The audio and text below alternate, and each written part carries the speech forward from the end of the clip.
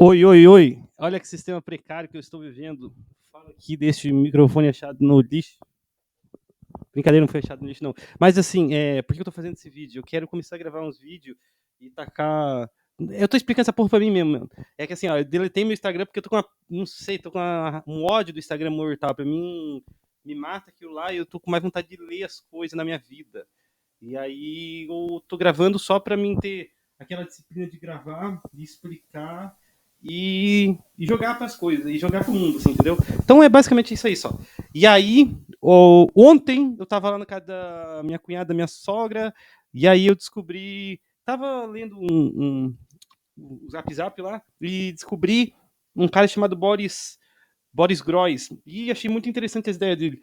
Assim, não cheguei nem a aprofundar se ele é comunista ou não, mas de ontem para hoje eu li dois capítulos dele e descobri quem que ele é e tal. Vi um pedaço de um vídeo da internet dele, achei tipo sensacional. E aí pensei em lançar um vídeo falando que é um vídeo para ninguém, né? Mas a minha ideia é pensar assim, o que ele contribui, porque assim, eu achei que as ideias dele é muito massa, assim, o que ele contribui é muito legal. Quem diabos é o Boris Groys? Ele não precisa falar assim, pegar uma carteira assim, ó, eu sou comunista para nós gostar dele, entendeu? Mas eu acho que muitas coisas ele contribui. Tem algumas coisas assim que eu sou crítico a ele, entendeu? Mas não quero só ficar no ar, odeio ele, entendeu? Achei o nariz dele gigante, porque tem gente que faz uma crítica assim e para por ali, né? Eu vou me aprofundar assim no que eu não gostei dele, mas eu quero deixar muito claro assim para mim mesmo, que eu tô falando comigo mesmo, é que ainda não conheço nada dele, né? Faz 1 ou 2 dias que eu conheço ele, mas tudo que eu olhei dele, eu acho assim, ele sempre pensa na arte, ele é um linguista, eu acho, que pensa na arte, um filósofo que pensa na arte de uma forma muito legal, estrutural de pensar na arte, assim, sabe? Mas sempre pensando no sujeito, na experiência do sujeito, mas pensando assim em como a arte ela se desenvolve no mundo, sabe? Eu achei fantástico, assim. Então, aqui tem um link de um livro dele que eu li e tal. Na verdade, eu li 2 livros, tem aqui, ou 2 capítulos, né? Chama A Obra Total de Stalin. Daí você pode pegar assim, tá falando que o Stalin é um totalitarista, né? Então, assim, esse vídeo é para mim mesmo, mas às vezes eu fico pensando assim, cara, às vezes eu crio argumento para pessoas liberais, às vezes eu crio argumento para pessoas de esquerda, social-democrata, às vezes eu crio argumento para comunista, mas não é totalitário no sentido de é a mesma coisa que Hitler e tal, entendeu? Ele vê muito com bons olhos o que foi feito, e aí que é o negócio, tem que pensar algumas coisas assim. Quando ele fala assim, por exemplo, de arte ideológica da Rússia, e você tá pensando, meu Deus, a arte é uma propaganda da política. Mano, tem que ser, tá entendendo? Ou a arte ele é um gosto objetivo. Ou tipo assim, eu gosto do modão do Zezinho da Zezinha. Eu gosto porque eu gosto. E aí, se a arte vira isso, ela vira do livre mercado, ela vira pra nada. Mas ao mesmo tempo, ela é política e ela tem um sentido de massa e um sentido de venda. Então, para ele, a arte ela precisa ser fundamentada politicamente para ser vendida. E aí eu vou entrar nos negócios. Tô ansioso pra caralho falando desse negócio. Quer ver, ó?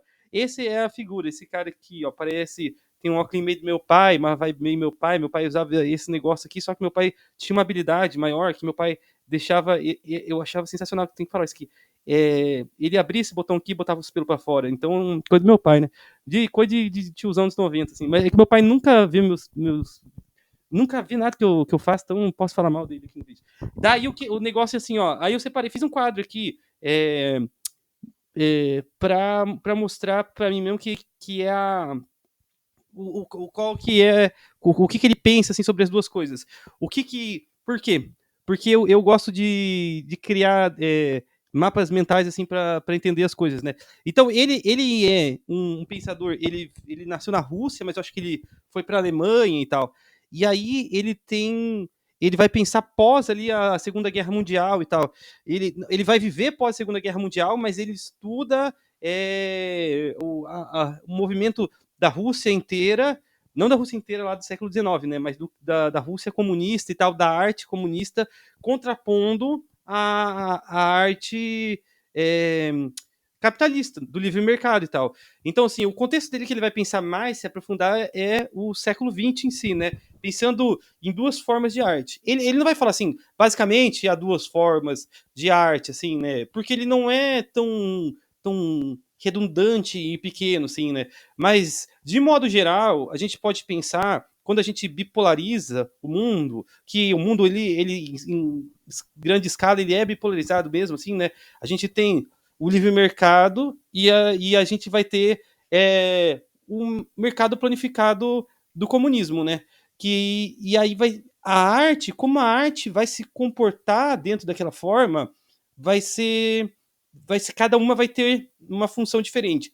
E aí ele usa, pelo que eu li, assim, o termo ali de na Rússia, vocês estão vendo aqui do lado, eu acho que deve estar aparecendo para vocês, do lado direito tá o comunismo aqui, a Rússia e tal, como a arte vai se comportar na arte da Rússia, né? Ele usa o termo assim, arte de forma ideológica ou arte de forma com finalidades políticas. Mas a gente tem que entender que a ideologia em si também está estritamente explícita no livre mercado.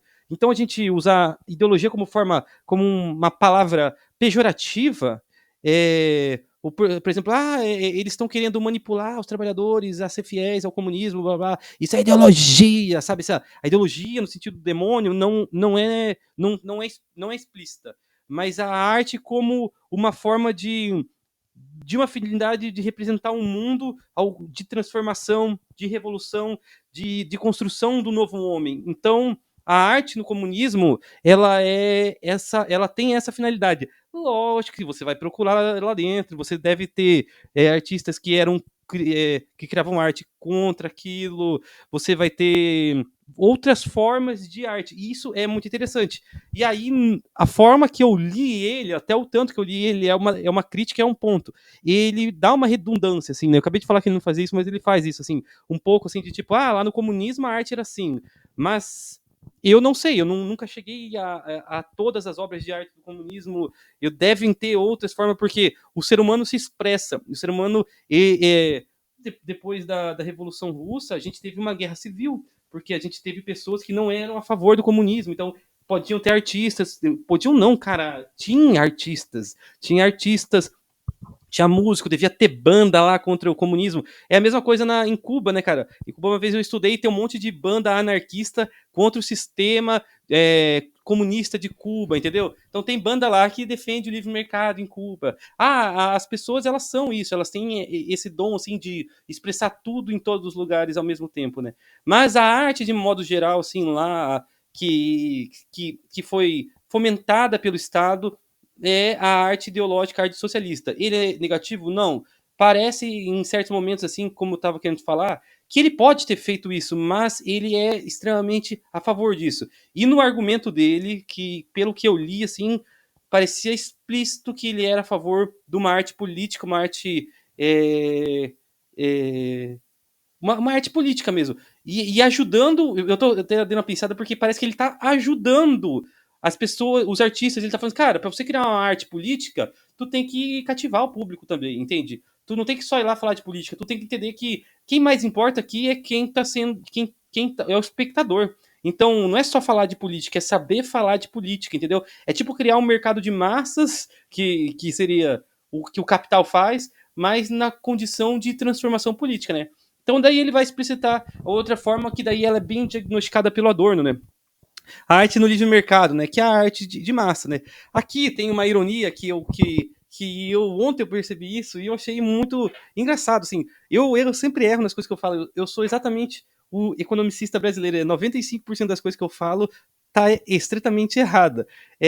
O expressionismo abstrato, ele é uma corrente filosófica daí, aí como a gente está colocando em dois campos, né? De um lado, a gente está colocando o realismo socialista, e já dá para entender o realidade social. Quem que é a figura, né? É quem nós somos, é o nosso Deus guiador. Eu, como um ateu, eu tenho um Deus que é o trabalhador. Então, é o nosso Deus guiador.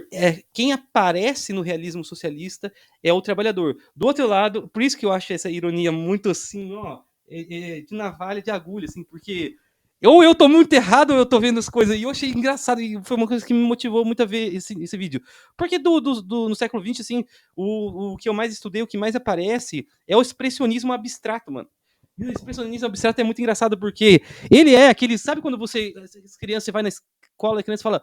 uma arte, professor, arte é aqueles negócios que não tem sentido, artista não faz nada. E aí é aquele cara fazendo aquela cara de blasé e falando, inventando conceitos que não cabem à realidade. E daí ele fala um negócio tão difícil, assim, mas numa retórica tão bonita, sabe? Ele usa palavras que ninguém entende, e aí ele faz um pincel, e daí fica uma rola desenhada naquele quadro. E ele fala assim, mas olha, a forma como eu fiz vale 5 milhões de reais.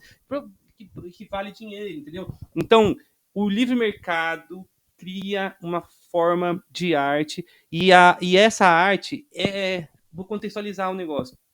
No século XX, no começo ali, acho que pós Segunda Guerra, não sei por ali, os Estados Unidos não tinha nenhuma base, nenhum movimento gigantesco de expressão artística. E os Estados Unidos ele se consolida no mundo a partir da cultura.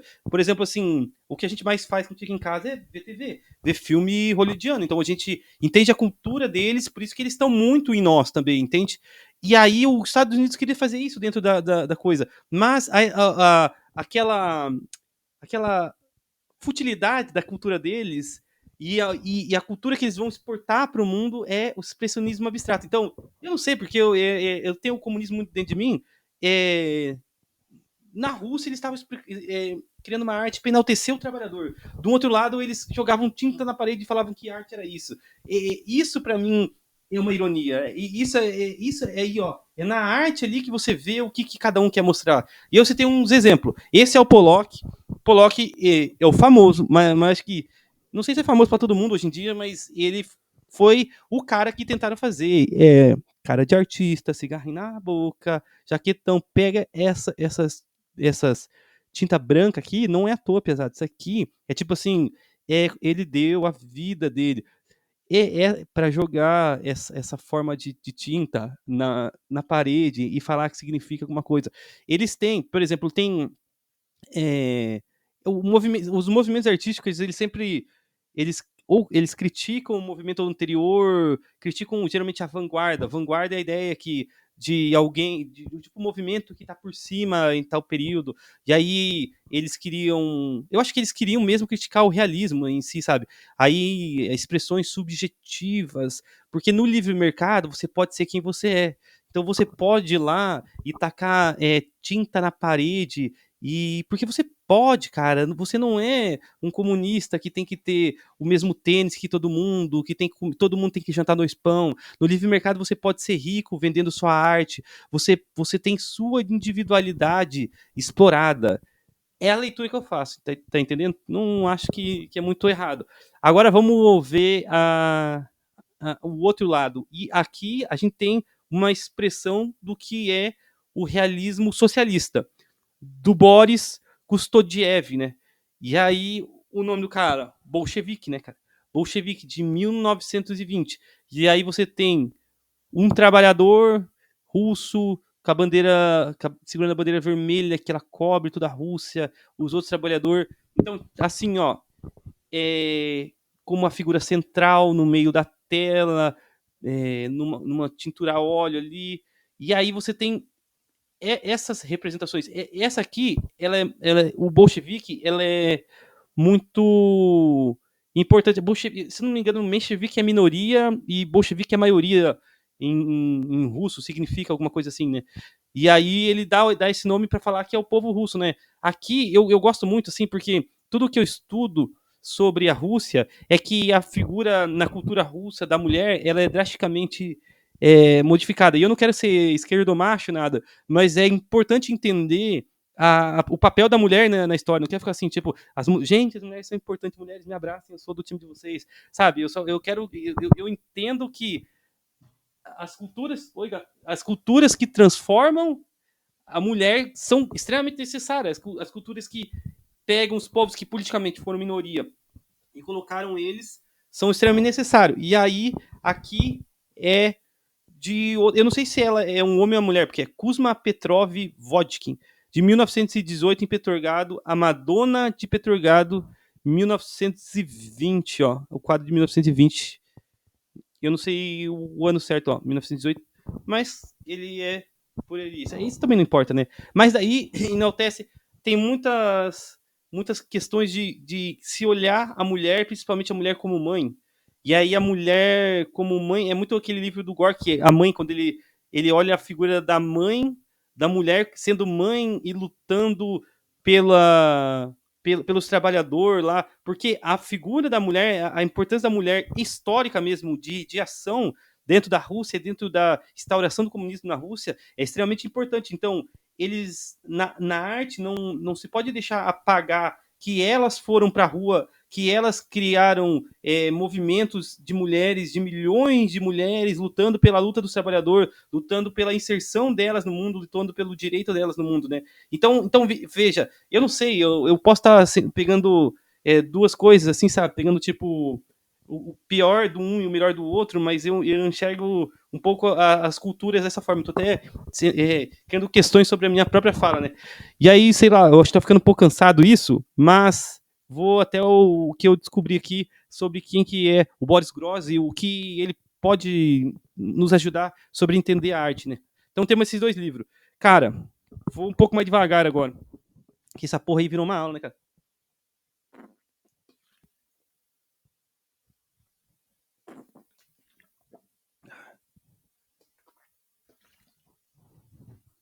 Vocês estão com dúvida? Olha lá, parece que é ao vivo, né, cara? Não tem ninguém, não. Tô falando com a minha garrafa d'água. Ó, então, assim, um dos textos do que tá na mira da teoria, e é o primeiro texto, é a verdade da arte. E aí eu já comecei lendo aquela porra chorando, assim, cara. Pensando assim, tipo, porra, vai tomar no cu esse cara que quer me falar de verdade, né, mano?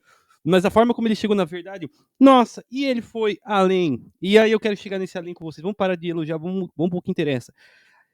Peguei algumas frases e depois eu coloquei alguma coisa que eu tentei entender embaixo. E esse é o caminho que nós seguimos, assim. A questão, olha as frases dele, é muito foda. A questão central a ser formulada sobre a arte é a seguinte: a arte é capaz de ser um meio da verdade? Por que é uma questão central? Porque ele vai falar assim, ó, ela é capaz de ser um meio de verdade. Porque ele sempre está falando de questão política.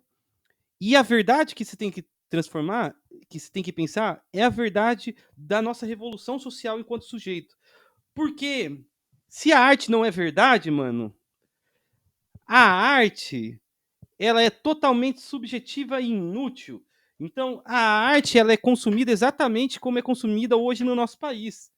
No sentido de que, tipo, parece que não pode falar que tem arte boa e arte ruim. Porque já tá tão subjetivada, e aí o Adorno ia concordar muito comigo. Já tá tão subjetivada essa parada na nossa cabeça, que é subjetiva, que gosto é igual cu, que não tem mais arte boa e arte ruim. E aí o que é a arte? É que assim, parece que pode estar pecando nisso, né? Mas é que assim, parece que ele também vê isso, entendeu? Que a arte, ela produz sempre verdades. Não tem como não produzir verdades. Então, se você acha que ela não produz verdades, você está despolitizando e ignorando a real função dela na nossa sociedade. E ela sempre tem essa função. Ela nunca não tem essa função. Tá entendendo? Ela sempre tem essa função. Ela sempre tem a função de produzir verdades e de transformar o mundo. Essa é a grande parada dele. Então, você tem que entender. Só que ele tem um livro também que eu pesquisei, e aí aquele livro eu só li o resumo, chama Introdução à Antifilosofia. E aí eu li. Eu tô aprendendo a ler inglês agora, eu li só o prefácio em inglês, e tava escrito assim, ó. Exatamente as questões do Nietzsche, assim, né? De que a questão da verdade, o que é a verdade, ela foi cara aos filósofos no sentido de a busca pela verdade total, mas a verdade ela existe num sentido de uso prático. Então, assim, qual que é a verdade da arte? Qual é a verdade? A verdade da arte. Você tem que criar a verdade dela. Se a arte tem uma verdade, para os russos ela tem uma verdade, para o livre mercado ela tem outra verdade. Os dois vão potencializar essa ideia de verdade e vão falar assim: para mim a verdade é isso, para outra a verdade é isso. Existe uma única verdade? Não tem. Porque a verdade, ela é uma função social. A verdade é uma função social, tá entendendo? Tem que ser construída socialmente. Tudo tem que ser construído socialmente. Então, se não tem verdade nenhuma, a arte é subjetiva. Quem que ganha nesse jogo? O livre mercado. Porque daí ele vai fazer você consumir qualquer coisa e gerar capital. E é o que o Adorno fala assim, ó, a arte no livre mercado, ela na cultura de massa, ela não se importa com conteúdo em si só com a cifra. Então, lá a verdade ela é subjetiva mesmo, e a verdade não importa, a verdade é gosto, e a verdade ela é só o consumo. É só consumir. Consumir, tem um monte de disco, eu tenho os melhores discos do mundo. O que tu aprendeu? Eu aprendi que o solo dele tem muita nota. Eu aprendi aqueles batuque. Você não sabe quanto esse cara é um gênio. Por que ele é um gênio? Já parou pra se perguntar? Gênio, uma vez eu tinha uma namorada que ela me xingou porque eu perguntei por que ela achava aquele cara que mata todo mundo nos filmes. Ai, um ator. Ah, eu não lembro. É um cara que tem outro. O do Pulp Fiction lá. Eu não nem importo muito pra ele. Ah, esqueci o nome dele. Por que ele é gênio? Porque ela falou porque ele é um gênio. Gênio é gênio. Eu falei, mas se as coisas não têm resposta, elas não podem nem ser explicação. Tá entendendo? Então é. Tarantino é o nome do cara, né? E aí. Foi uma DR aquilo lá. E daí o que é o negócio? A verdade no comunismo ali, a verdade da arte, ela é uma verdade, tá entendendo? E qual que é a verdade? A verdade da transformação do sujeito, a verdade de nós poder fazer isso aqui, ó. Quem que é a mulher na sociedade? Quem que é a figura que vai movimentar a sociedade? O bolchevique, cara. O cara que tá organizado, que é o trabalhador. Essa é a verdade. Tá entendendo? E ele começa, e eu não tô indo para outro sentido do sentido que é o texto dele, ó. Qual é a outra frase foda dele aqui, ó? A arte é o único campo reconhecido. Deixa eu ver se estou fazendo cagada aqui. A arte é o único campo. A arte é o único campo reconhecido de responsabilidade individual em nosso mundo contemporâneo. Eu acho que eu tô vendo aqui a hora, tem que dar aula daqui a pouco, daí eu vou tentar pular algumas partes só. Deixa eu ver se eu já estraguei tudo. Ó, a arte é o único campo reconhecido de responsabilidade individual em nosso tempo. Só o que ele está querendo falar? Ó, a arte é uma forma individual de nós expressar questões sobre o mundo. E aí que a minha referencial teórica é muito o Raymond Williams. Eu acho que ele se assemelha muito porque ele sempre bota o indivíduo muito no sentido de poder expressar as coisas. Ele sempre vê a experiência das pessoas. Então, assim, ó, existe a arte que ela pode ser dominante e tal, mas existe o pensamento de superestrutura, mas o indivíduo, ele, dentro da obra artística, ele tem sua individualidade de representar isso e de fazer esse papel transformador da sociedade. Ele coloca isso nesse papel, ele dá esse papel ao artista, né? Vou só ler algumas frases aqui. Talvez outro dia eu aprofunde mais as discussões que eu quero chegar, sabe? A arte pode capturar a imaginação e mudar a consciência das pessoas. Se a consciência das pessoas mudar, as pessoas mudadas transformarão também o mundo. A arte, para ser politicamente eficaz, precisa ser apreciada por seu público. Olha o que ele faz, entendeu? Ele dá dica para os artistas, né? Mas a comunidade construída com base na consideração de certos projetos artísticos como bens e admiráveis não é necessariamente uma comunidade transformadora. As vanguardas artísticas não queriam ser apreciadas e, ainda mais importante, não queriam ser entendidas, não queriam compartilhar a linguagem falada por seu público. Aqui ele vai citar as antigas vanguardas que existiam no comunismo. E aqui embaixo, em que medida... aqui eu acho que eu volto um pouco, porque daí eu tava... eu fiz umas 2 vezes aqui para entender. Em que medida e de que forma os indivíduos podem esperar mudar o mundo em que vivem?